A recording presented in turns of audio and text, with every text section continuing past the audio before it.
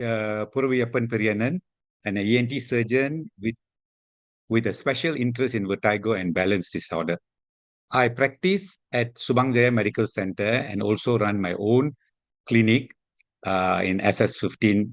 It's a pleasure to be here to share what is practical and useful in intranasal corticosteroid, helping pharmacists guide patient towards correct use and better outcome. Now, this information has been provided as a professional service to the medical profession by Organon. Now, here's today's roadmap. I will start with disease background. First, allergic rhinitis, then acute rhinosinusitis, and nasal polyposis. So we are speaking the same clinical language. Then I will spend some time specifically on the role of pharmacists because honestly, you're often the first point of contact for the patient, even before they see someone like me. After that, I will talk on ARIA 2019 guideline and move into intranasal corticosteroid, approved indication, the efficacy data and practical steps to use, and some general product information. So let's dive in. Now, allergic rhinitis affects every age group. It isn't just a childhood or a young adult problem. What we see is a peak incident in the second to fourth decade of life, and then gradually decline after that. So when a parent comes to your counter with a child who constantly running or blocked nose, allergic rhinitis must be genuinely on your radar, not just another common cold. So here you can see a video of a nasoendoscopic view of a patient with allergic rhinitis.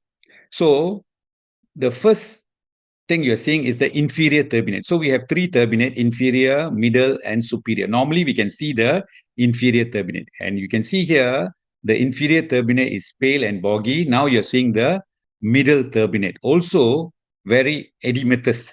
So in allergic rhinitis, the whole nasal mucosa is inflamed. So, and this will cause a lot of rhinorrhea, nasal itching, sneezing, and also some eye symptoms such as tearing and itchy eye. So now as we go into the back of the nose, you can see the scope is rubbing against the inferior turbinate, and that's the nasopharynx, or the which the eustachian tube you can see on your right hand side.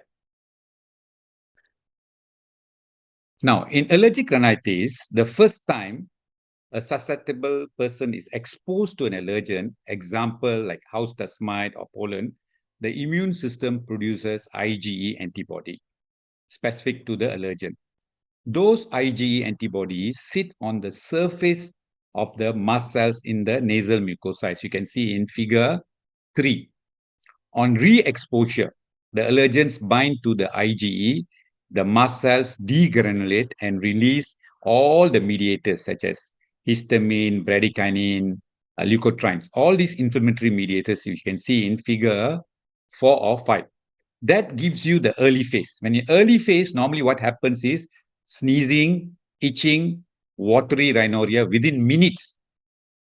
But there is also a late phase, 4 to 8 hours later, driven by the eosinophil that migrates out of the capillary into the nasal mucosa, where the ongoing inflammatory ongoing inflammatory reaction on the nasal mucosa, which really what drives the persistent nasal congestion or blockage. This is exactly why, because in allergic rhinitis, there is inflammation of the nasal mucosa. So this is exactly why topical corticosteroid, which addresses the underlying inflammatory cascade rather than just blocking the histamine, is so central to the management, especially when congestion is the dominant bothersome symptom. Now, here you can see a video. 1 minute. Allergic reaction in the nose. When when someone inhales pollen or house dust mite, these allergens will meet the immune system, particularly the mast cells. In a normal person, not much reaction. However, in an allergic rhinitis patient, massive immune reaction like IgE binds with the allergen that then subsequently will bind with the mast cells. So they will degranulate, as I mentioned earlier.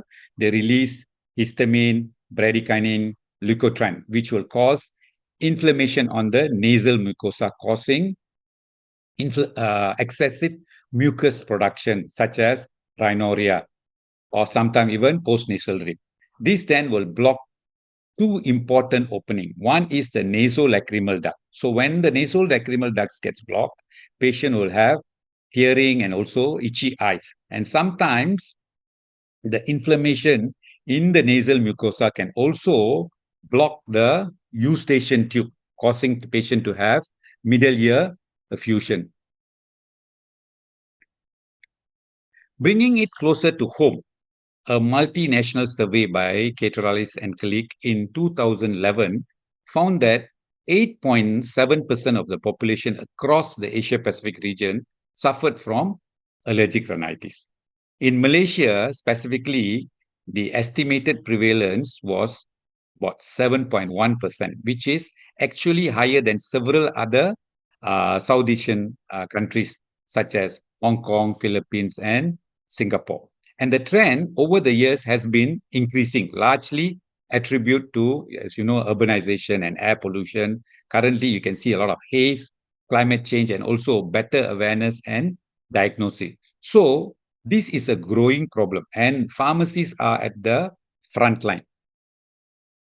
Now, let's talk about rhinosinusitis, which is one of the most common conditions we see in the primary care. It is essentially, rhinosinusitis is essentially inflammation of the, not only the nose, but also the paranasal sinuses. And it can result from viral, bacterial, or fungal causes. Clinically, we define it into two or more symptoms. One which must either have a nasal obstruction or nasal discharge, with or without facial pain or pressure, or with or without reduction of sense of smell. And it's also supported by either endoscopic, nasoendoscopic findings, where when an ENT surgeon puts a scope into the nose, you can see mucopurulent discharge coming out from the middle meatus, or CT scan changes. The point I want pharmacists to take away is most rhinosinusitis in the community is viral and self-limiting. So recognizing when it's just a cold versus something that needs escalation matters. So you can see video of a nasoendoscopic finding of a patient with rhinosinusitis. So you can see mucopurulent discharge that is draining out from the middle meatus into the postnasal space. So these patients will have reduced sense of smell, pressure in the facial pressure, and sometimes patient will have also mucus entering into the middle ear, causing middle ear effusion. Now, looking at the numbers, acute rhinosinusitis is common worldwide, with a prevalence ranging from 6 to 15%. For chronic rhinosinusitis, like in Europe, US, and Brazil, reports prevalence rates between 5 to 15%, which is, while in our region, like Korea, China, and Singapore, reports 7%, 8%, and in Singapore, about 2.7% respectively. So again, a very sizable chunk of patient walking into your pharmacy with nasal complaint. Now, moving to nasal polyposis. They are benign inflammatory hyperplastic outgrowth of sinonasal mucosa. They are the most common manifestation we see in patients with prolonged or chronic rhinosinusitis. Interestingly, male are more likely to develop chronic rhinosinusitis with nasal polyposis than female, roughly 62% versus 38% in the data shown here. This is a group of patients often needs more than just symptomatic treatment like with antihistamine, but topical steroid plays a definitely important role. sometimes alongside with a surgery. So you can see this is a finding of nasoendoscopic finding of a patient with nasal polyp. You can see the polyps from this is the right nasal cavity, polyp from the ethmoidal sinus completely blocking the nasal cavity. So most of these patients will have anosmia or inability to smell, or and also they have nasal blockage. And sometimes when they blow, they have also small stains of bleeding or epistaxis. Now, this slide is really useful for your day-to-day counseling because it lays out how to differentiate allergic rhinitis from acute rhinosinusitis at the counter. So, in allergic rhinitis, classically, patient present with nasal itching, rhinorrhea, sneezing, or eye symptom. Okay, the itchy, watery eye component is a big clue in allergy. Sometimes they can also have a bit of a skin allergy like eczema, or even they have underlying bronchial asthma, lung allergy. Whereas in rhinosinusitis, nasal congestion, rhinorrhea, they have mostly facial pain or pressure, and also reduced sense of smell, which is rare in children. But in children, what we actually see more common is they have cough, and there is also chronic rhinosinusitis with nasal polyp, where you will see history of nasal congestion, rhinorrhea, facial pressure, and the most important symptom they will have is loss of smell. So these three overlapping but distinguishable picture, and knowing which one you are likely will help you to decide who to counsel symptomatically. If it's allergy, you can counsel symptomatically, and those who have like nasal polyps, you need to refer them. Now, let's talk specifically about your role, the pharmacist's role in all of this. Simple question, can a community pharmacist facilitate in the management of allergic disease? The short answer is absolutely yes. The evidence backs up this.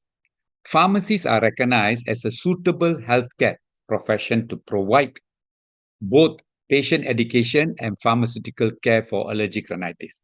But here is a sobering statistic. A study found that more than 90% of the participants demonstrates poor nasal spray technique at baseline. There's a huge gap, and one of you as a pharmacist are perfectly positioned to close this problem because most patients will interact with you far more often than seeing an ENT surgeon. On top of that, medication adherence to intranasal corticosteroid among allergic rhinitis patients in another study found to be only about 58.9%. So there are clear opportunities for pharmacist intervention. Number one, allergic avoidance strategy, technique, and also adherence. Now, this provides a structural approach to differentiate allergic rhinitis from common cold at the counter. Ask about the duration and onset of symptom. An allergic symptom usually occur within minutes of exposure, while a common cold develops over hours to days and may be associated with sick family members and also sometimes fever. Using a structured approach rather than simply asking how bad is makes triage and recommendation more consistent. Now, other thing is that non-pharmacological advice still matters, and this is something that you can counsel in a 30-second at your counter. There are four major categories, as you can see here. Think of pollen, house dust mite, animal dander, and molds. During pollen season, which is more common in temperate climate, simple advice like closing windows at night, can be meaningful to reduce the exposure. And for patients with occupational allergic rhinitis, avoiding or wearing masks or minimizing exposure to specific occupational trigger is recommended as the first line advice. It is simple, but often a piece that always gets skipped. So in my patient, especially those with allergic rhinitis or rhinosinusitis, I advise my patient to use lots of normal saline sinus irrigation or sinus rinse. Since Nasonex mometasone furoate nasal spray is classified as a Group C poison that has implication for how it's supplied and counseled at your pharmacy. So it is worthwhile having it clearly in your mind at your standard operating procedures. Now let's turn to what guideline actually recommends. Now, the allergic rhinitis and impact on asthma 2019 categorize allergic rhinitis based on symptom duration and symptom severity. So, symptom duration, basically you can divide into intermittent and persistent. When you say intermittent, symptom must occur less than 4 days per week, or symptoms occur less than 4 consecutive weeks. When it's persistent, symptom occurs more than 4 days per week, and symptom persists for more than 4 consecutive weeks. Then you can classify into severity. ARIA further categorize allergic rhinitis into mild or moderate severe on the right-hand side of the slides. You can see based on the severity of symptom and the impact on the patient's quality of life. So when a patient has no sleep disturbance, no impaired daily activity, normal work or school, symptom present but non-troublesome, it's mild. However, you have one or more one of these symptoms where sleep disturbance, impaired daily activities or their sports and leisure, or impairment at work or school, troublesome symptoms, then you categorize them into moderate, severe. So there are 4 possibilities. So it can be intermittent, mild, intermittent, moderate, persistent, mild, or persistent, severe. Now, before we get into the treatment algorithm, it's worthwhile knowing how severity is also graded in the guideline through a visual analog score, or VAS, where the patient rates how bothered they are by the symptoms on a 0 to 10 scale. A VAS score below 5 generally considered mild, and above 5 is considered moderate to severe. This same simple tool can be absolutely used at the pharmacy counter to help you decide whether a patient needs simple symptomatic advice or step up in the therapy. So this ARIA guideline for patient who is symptomatic but not yet receive any treatment. Based on the VS score, patient who has less than 5, you can initiate a treatment, first-line treatment, as you know, according to ARIA guideline. If it is intermittent, then you can start any one of it, which is antihistamines, intranasal corticosteroid, or intranasal corticosteroid with azelastrate. After 3 days, reassess. If less than 5, if no symptom, ask them to stop. If it is still symptomatic, can continue either one of that. If more than 5 for pharmacists, for the first time, please refer. Don't need to start them treatment. Now, this is another big chunk you see, the second algorithm, where patient is already on treatment, but poor compliance and remain symptomatic, depending on whether they are on oral antihistamine or intranasal corticosteroid already. So the guideline recommends like this. So if they're already on treatment, less than 5, you can start them on first-line treatment because because of their poor compliance. So if it's intermittent, you can talk to them with, advise them of reducing the allergen exposure. And if it's persistent rhinitis, moderate to severe, then there is no role of antihistamine. Straight away start them on intranasal corticosteroid. Reassess them after 3 days. If it is less than 5, if symptoms continue, ask them to continue the treatment. If no symptom, consider step down. If more than 5, please refer. Now, this is a Malaysian up-to-date guideline. So it says that first, reassess patient according to their treatment status and symptom control. Second, consider allergen immunotherapy in suitable patients. So it can modify the underlying allergic response. So in this case, you need to refer to the ENT surgeon or to the allergologist. Third, when using antihistamine, second generation agents are preferred better than because they cause less sedation. As you know, the first generation has lipophilic, so it crosses the blood-brain barrier. Whereas the second one, less lipophilic, doesn't cross the blood-brain barrier, so less sedation. Finally, intranasal corticosteroids are the important first line or step-up treatment, especially when nasal symptoms are not adequately controlled. So the key message is control the symptom, reassess regularly, step up treatment when needed, and consider immunotherapy or refer for long-term disease modification. Now, let's now focus on intranasal corticosteroid itself, Nasonex.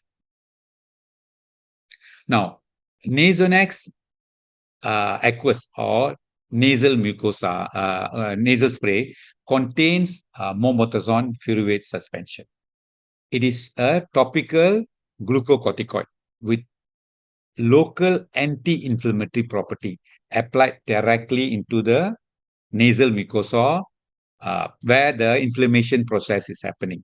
So you will get a potent anti-inflammatory effect on the site of a disease while minimizing symptom exposure compared to oral steroids. So you can see at this slide that this chart actually summarizes the efficacy data for Nasonex from Planner published in the Journal of Allergy and Clinical Immunology in 2010. The consistent finding across the study is meaningful improvement in total nasal symptom across compared to placebo with a favorable onset profile, which is exactly what patient is asking you about when they say, how fast will this actually work? So you can actually safely say 25% reduction in the ocular symptom versus placebo and 26% reduction in the nasal symptom versus placebo within 2 to 15 days. Looking at the pharmacological profile, mometasone furoate has a very low systemic bioavailability, essentially less than 0.1%, because it undergoes extensive first pass and pre-systemic metabolism, and very little of the solid portion is absorbed. This is clinically relevant because it's one of the reasons intranasal corticosteroid and Nasonex specifically are considered to have favorable safety profile, even with regular long-term use, something that reassures patients who are understandably cautious about steroids. Now, let's look at one specific head-to-head study, a comparison of mometasone furoate, Nasonex, against fluticasone propionate, flixonase, in a dust mite-sensitive children with perennial allergic rhinitis by Mark et al. This was a randomized prospective control study conducted at Division of Allergy and Asthma Rheumatology Department of Pediatrics in Taiwan. It enrolled aged 6 to 12 years over a 4-week treatment duration. Total of 94 patients, which split into 2 groups. 47 received mometasone furoate, which is Nasonex, 100 microgram, 1 spray per nostril daily. And the other arm, 47 received fluticasone propionate at the same regime dose. And for the primary efficacy variable, the mometasone furoate group showed improvement specifically in the nasal symptom, whereas the fluticasone propionate group showed improvement mainly in the non-nasal ocular symptom, such as eye itching. So here is the result in a graphical form. What this tells us clinically is that pediatric patient who walks into your clinic, who walks into your pharmacy, whose predominant complaint are nasal, such as stuffiness, running nose, and itching and sneezing, mometasone furoate performs particularly well. This is useful for you at your counter when a parent describes a child whose main problem is blocked, itchy, sneezing nose rather than eye symptom. This is exactly the profile where Nasonex demonstrates a strong nasal symptom control. Now remember the earlier statistic, over 90% of the patient demonstrates poor technique. So let's me actually walk through the step by step how Nasonex should be used in a child, because it's this is exactly the counseling moment where you make the biggest difference. First, have the child blow the nose, and then to you can see on the slide, tilt the head forward and close one nostril, put the nasal applicator on one nostril, holding the bottle upright. Ask the child to breathe gently through the nose while skirting a spray away from the central. Don't spray to the septum towards the ears. Remove the nasal applicator and ask the child to breathe out through the nose, and repeat the next step on the other nostril. Now, in adult, ask them to shake the bottle, prime it, same as in a child. If it's a new bottle, you must prime it.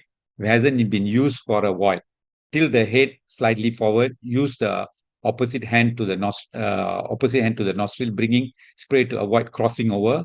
Aim directly away from the nasal septum and breathe it gently while spraying, not sniffing too hard, which pushes the medication straight down to the throat. So I'll show you a video of how to step by step. So please watch closely. So wash your hands, gently blow.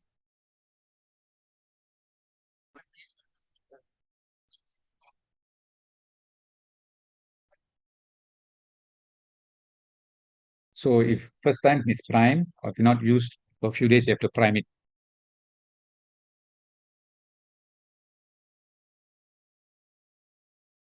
You prime it until a fine spray comes out.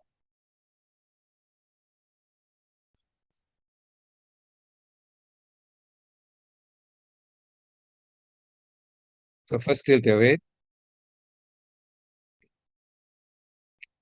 As you see in this video, you can see it clearly.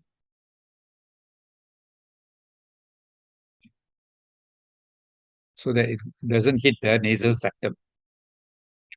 But sometimes patient with a deviated nasal septum will have a problem. So in this kind of, when there's a deviated septum, patient uh, can have epistaxis or minimal bleeding.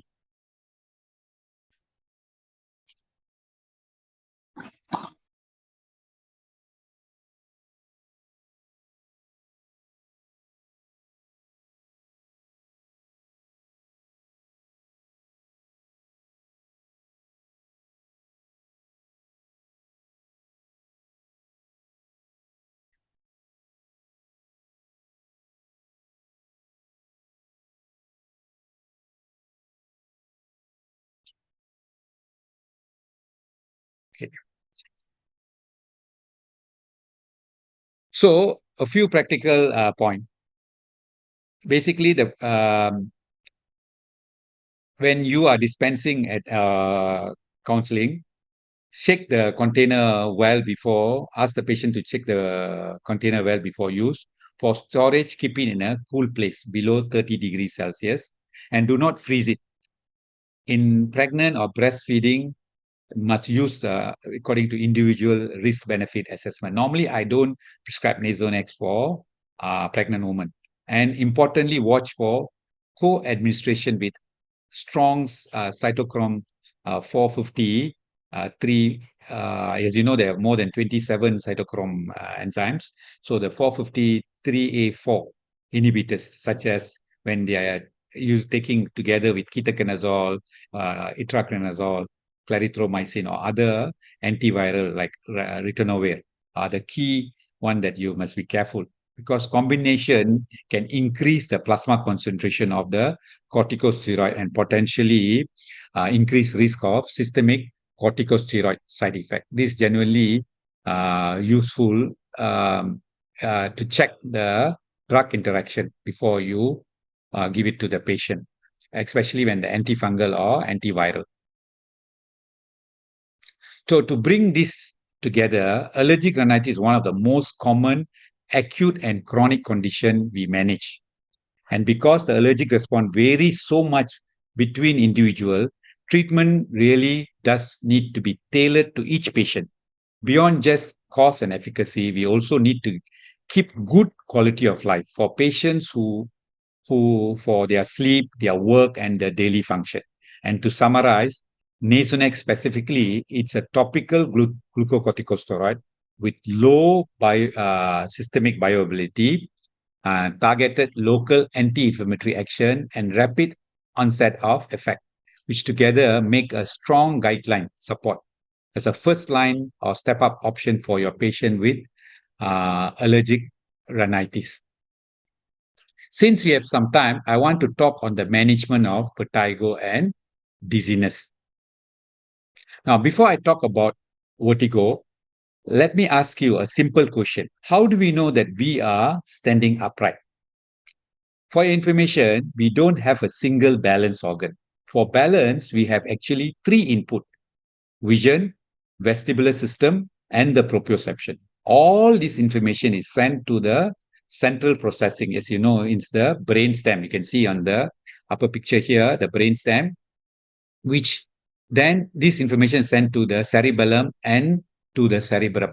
So in a vertigo problem, in a patient with vertigo, problem can arise in any one of the system. It can be either a vestibular system problem, a proprioception, or visual input problem.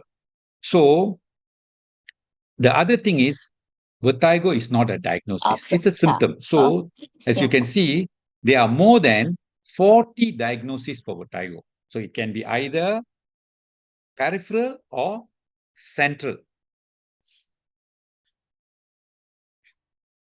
So one of the commonest cause of vertigo is BPPV. So as you see, BPPV is crystals from the utricle actually enters into any one of the canal. So in this video, you can see the crystal from the utricle, now you can see, enters because due to aging or due to trauma, due to viral infection, these crystals can enter and into one, this one is entered into the posterior canal. So what happens is, when this dislodge, so you can see in this video, when the patient lies down, this crystal moves and stimulate your cupula in the semicircular canal for patient to have nystagmus, okay? And this nystagmus is translated as vertigo.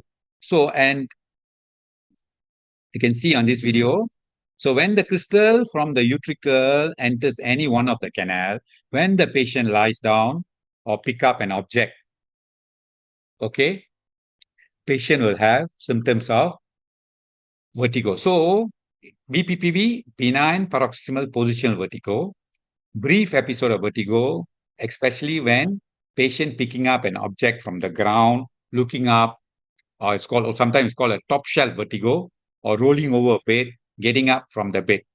An episode of vertigo usually lasts less than a minute. As you can see here, there are more than 22 variants of BPPV. So how to diagnose BPPV? So basically, you have to do a special maneuver or test, which is known as the Dix Hall pipe test for a posterior canal. For a lateral canal, you have to do a test called maculopagnini. So here I just show you a video of a Dix Hall pipe test. So you can see here, this patient is put into a 45 degrees into the right and brought down below the horizontal. So when the patient in this position, what happens is that the crystal moves in the semicircular canal. When the crystal moves, okay, we can know where is the crystal by looking at the movement of the eye. It either moves upward or rotates to the eye. As you know that we have 6 extraocular muscles and we have 6 semicircular canals. So by looking at which eye muscles which is contracting, we know where is the crystals exactly. Knowing it, we can know how to treat. Since BPPV is a fundamentally a mechanical issue. That means crystal move into one of the canals. So the main approach is indeed using position maneuver rather than medication. So one of the maneuver that commonly you hear in is Apley maneuver is typically used for posterior canal. If it is in the lateral canal, then we use some other maneuver like Zuma maneuver or barbecue roll maneuver. If it's anterior canal, then we do a Iacoviano maneuver. So take home message, no medication, maneuver. And yes, I want to tell you that BPPV cannot be diagnosed with CT scan or MRI. Cannot be treated with medication. If you don't treat, the patient will have risk of fall. Now, if you don't treat also, BPPV then can get into PPPD. What is PPPD? Persistent postural perceptual dizziness, or it's known as also psychogenic. The patient, after 3 months, if they're not treated, the patient becomes very stressed up. Everywhere they go, they feel they might worry, they might get an attack. So they sometimes patient also can have a condition called supermarket syndrome, or in visual vertigo, where the pupillary size can get bigger or smaller. So you can see here, the pupils get bigger and smaller. This is called a pupillary hippus. So when they go to complex or busy situation, they can get vertigo. As you see the patient in this video here, I mean the picture here, when they go to the supermarket, they get too much information, they get confused and they feel dizzy.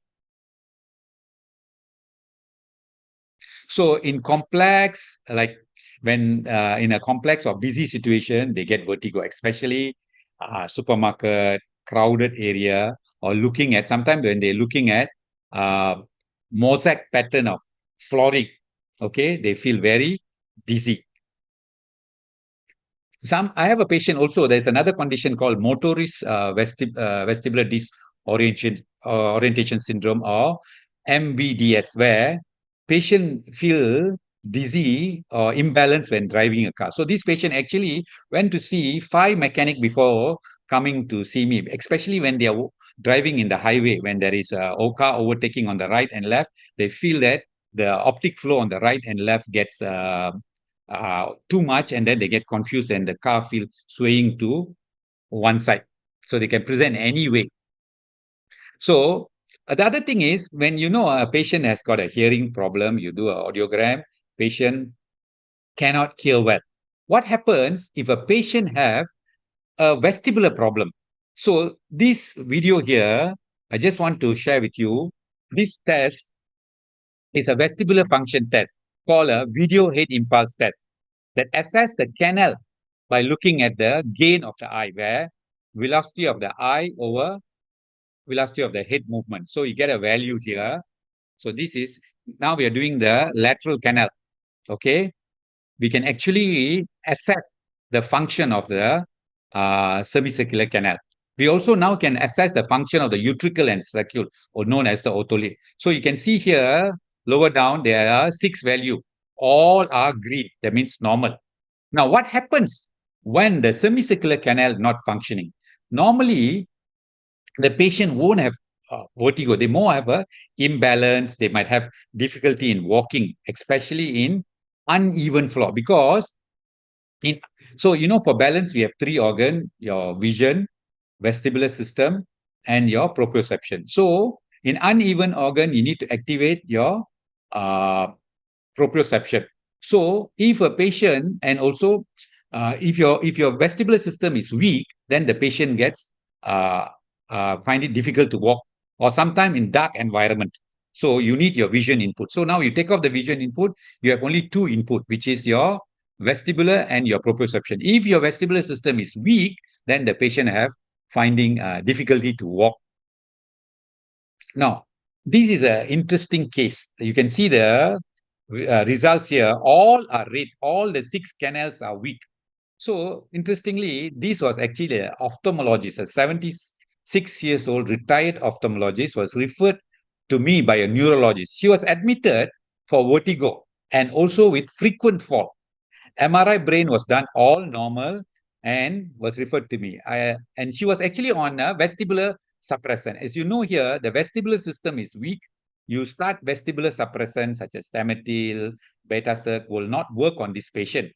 So after taking a good history and after the vestibular testing, I found that all her canals were weak. So I had to show her this video. You can see the video here. I asked her, do you have vertigo or something like this? And this is what she said.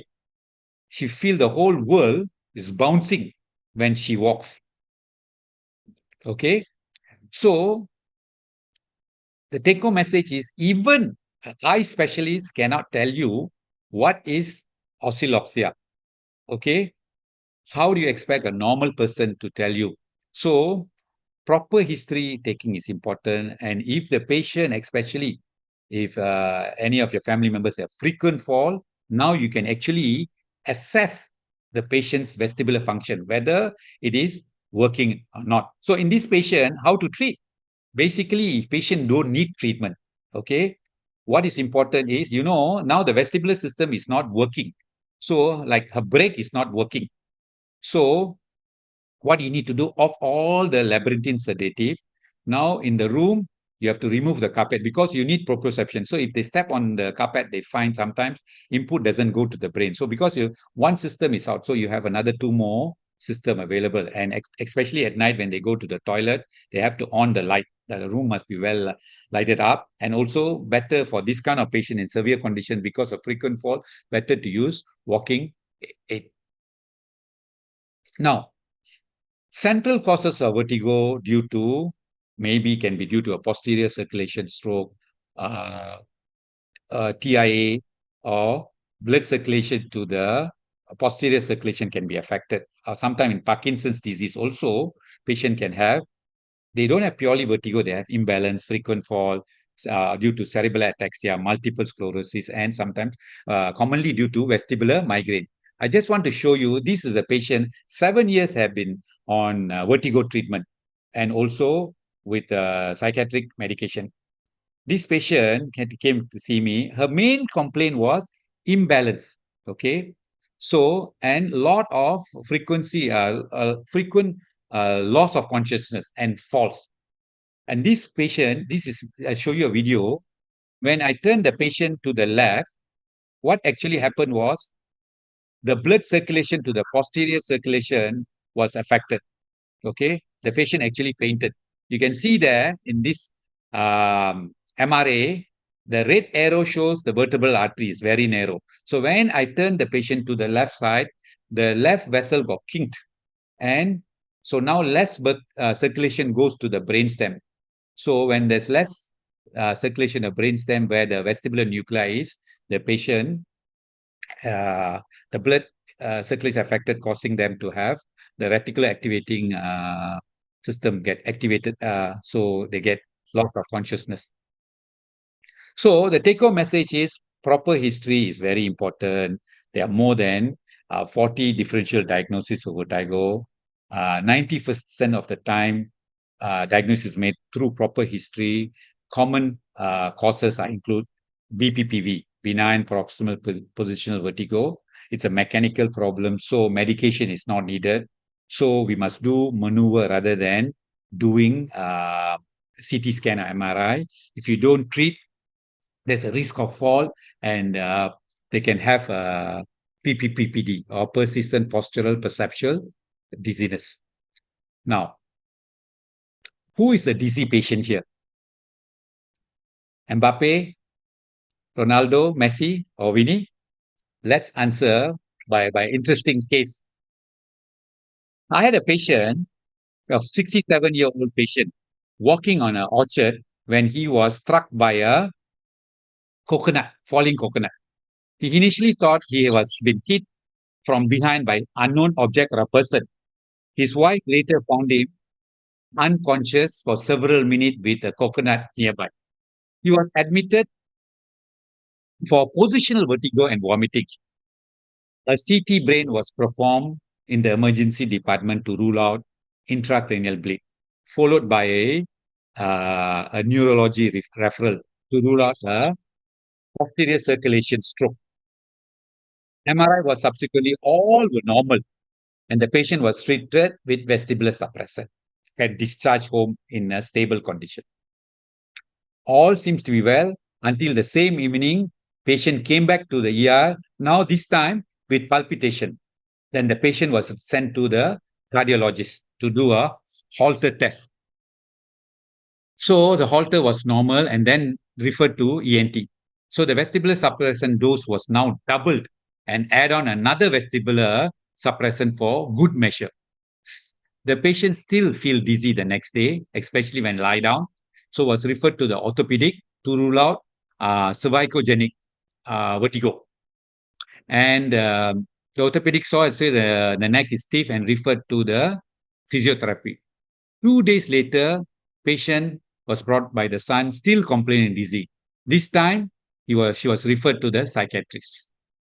By this point, the poor patient has been like the ball, been passed around every specialty, bouncing from neuro to cardio to ENT, ortho to physiotherapist to the psychiatrist. So now, you know who is the dizzy patient here. It's the ball. So vertigo, especially a positional vertigo in elderly, requires thorough history and careful bedside evaluation to identify whether it's peripheral or central cause. Early use of position testing and targeted maneuver is very important. Avoidance of unnecessary polypharmacy and serial referral. Instead of bouncing the patient from one specialty to another like a ball, a structured approach must be used. So key message is do not treat the patient like a ball. Treat him as a whole. Thank you for your attention.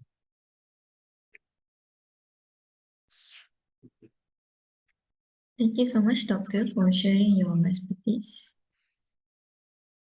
So, got a few questions in the chat box. So the first question is, where did the crystal comes from? Okay, the crystal actually comes from the utricle. We have actually calcium carbonate crystal in the utricle.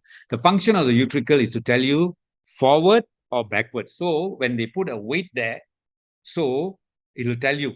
So now because of aging, infection, trauma, or other underlying ear disease, such as Meniere's disease, vestibular neuritis, these crystals actually get dislodged out from the macula of the utricle.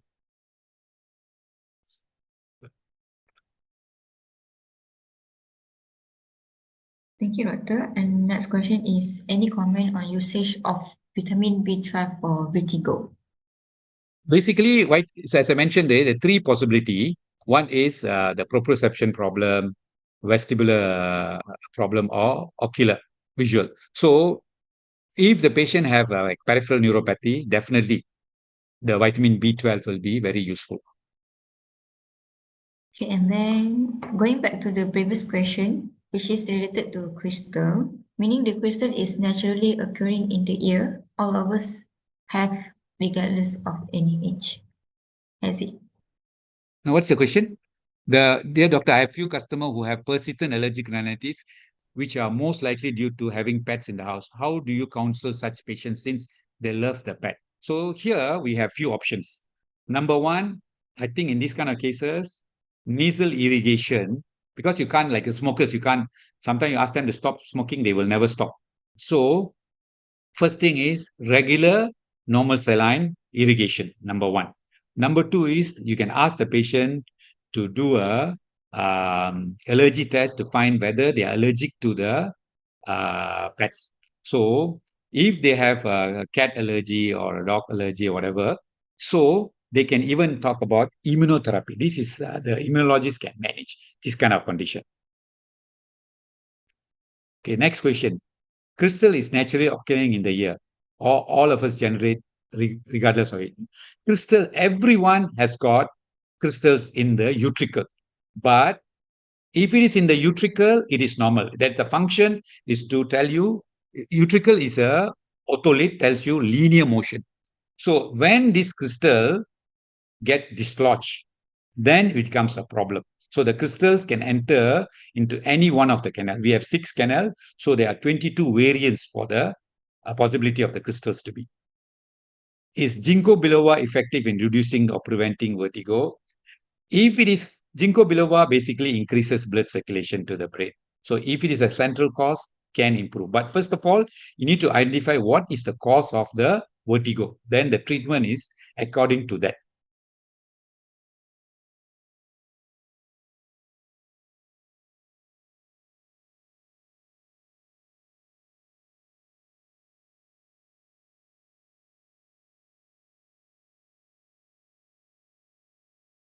Okay. So next question. Physiotherapy helps in which type of vertigo? So basically, physiotherapy, you must know what is physiotherapy here. There are few maneuvers. Okay. So if it is BPPV, treatment is not medication, it's therapy, manual therapy. So you must identify where is the crystal. If it is in the posterior canal, then you have a different maneuver. If it is in the lateral canal, you have a different maneuver. If it is in the anterior canal, a different maneuver. So the first thing must identify where is the crystal. Okay.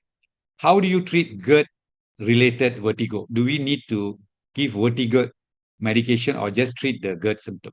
So for your information, most patient, the vestibular system is connected to the because the network is huge. You have from the vestibular system, it connects to the eye through a vestibular ocular reflex, goes to the spine, vestibular spinal reflex, goes to the autonomic system. So what happens is in patient, when they have when the vestibular system gets activated, so what happens is the autonomic fibers gets fired, so the patient can have reflux issue.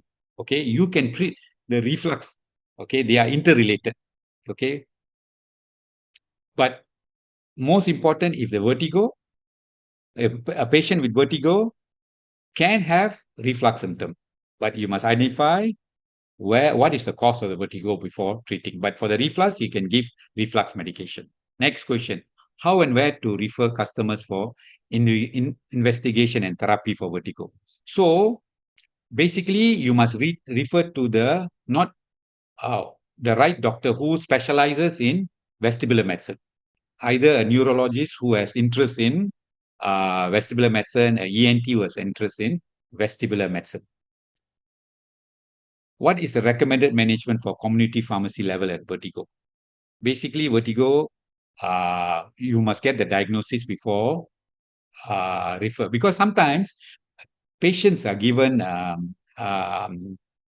vestibular suppressant. As you know, it has antihistamine, anti-dopamine, and also anticholinergic. So if it is anti-dopamine, sometimes what can happen, patient can present with Parkinson's kind of features. So the patient, if say the patient have a vestibular problem, and by giving all this, you're actually causing more side effect. Okay, and sometimes you can have act on the central nervous system, causing to have sedation issue and cause frequent falls. Can triple PD treatment is a cognitive recognition all right, also right? Maybe I ask one of which can give a cognitive treatment psychologist. Yes, you can advise if you confirm it is a triple PD, then you can give them, refer them to the psychologist for treatment. Can I know what your opinion use of cinnarizine or promethazine together with beta-histine vertigo? By pharmacy, should not use. Cinnarizine is a calcium channel blocker. Promethazine is a antihistamine, and beta-histine is a histamine plus anti-H3 blocker. So you must know the diagnosis before using this.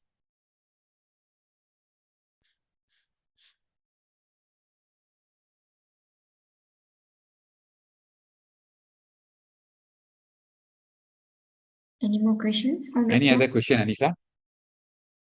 Let's wait a few minutes, Doctor. Okay, sure. Yeah. So if got time, I just, as you know, allergic rhinitis, okay, can be divided into intermittent or persistent. If persistent, moderate to severe, you have to use uh, topical steroid, corticosteroid, and most important for pharmacists, technique is very important. Talk to them about the compliance, okay, and also allergen avoidance. Like you can ask them to use a lot of normal saline irrigation. I use a lot In fact, it's the primary treatment for patient with allergic rhinitis. Like if you want to polish your car, first you wash your car. You can't straight away put the polish. So I always tell my patients, corticosteroid is like a polish. So you must wash first, then only use the polish. That is the intranasal corticosteroid.